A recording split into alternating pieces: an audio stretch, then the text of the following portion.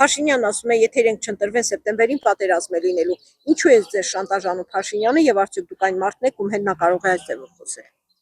Նախ ինքն է 3 պատերազմ բերել մեր երկրի գլխին եւ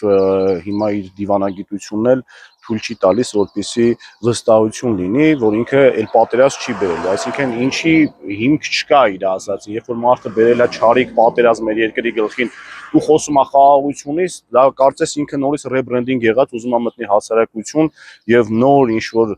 անիմաստ խոսումներով փորձի ձայն կորզել, ես կարծում եմ։ Եթե երկրի ղեկավարը խոսում է թշնամու լեզվով իր երկրի հանդեպ, դա արդեն վերջն է, ինքը գտնվում է թշնամու դաշտում։ Պատերազմ այտենց թե այնպես կլինի, 100% կլինի, ըլնի ինքը, չլինի ինքը, եթե ինքն էլ լավ, դա կլինի երկու պատերազմ, քաղաքացիական եւ արտաքին։ Չէ, ես այդ մարդը չեմ, որ ինձ հետ կարող է այդ ձևով խոսել, ես ընդհանրապես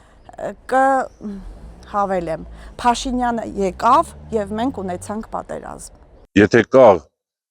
խաղաղության թուղթը արդեն, այդպես ասեմ, ինչ պատերազմի մասին է խոսքը։ Միանշանակ ուրեմն չի լինի։ Չէ, պատերազմ չի կարելի դες բան ասել։ Ժողովրդին չի կարելի վախենալ բան։ Պատերազմը չի վերջացել։ Պատերազմը պարտադիր է։ Ուրա Ղարաբաղը մոլորակի վրայից վերացրին։ Ուրա 7 շրջան գոյություն ունի։ Ուրա մոտ 400-500 գյուղ, 100 գյուղ, ուր են։ Ալևը գիտես ինչ է ասում։ Ես Նախճիվանցի եմ, տիրապետում եմ ադրբեջանական լեզուն գերազանց, ոչ թե լավ, այ գերազանց։ Հա, հայերը տեսան մեր երկաթե բռունցքները։ Ինչ կեղավ։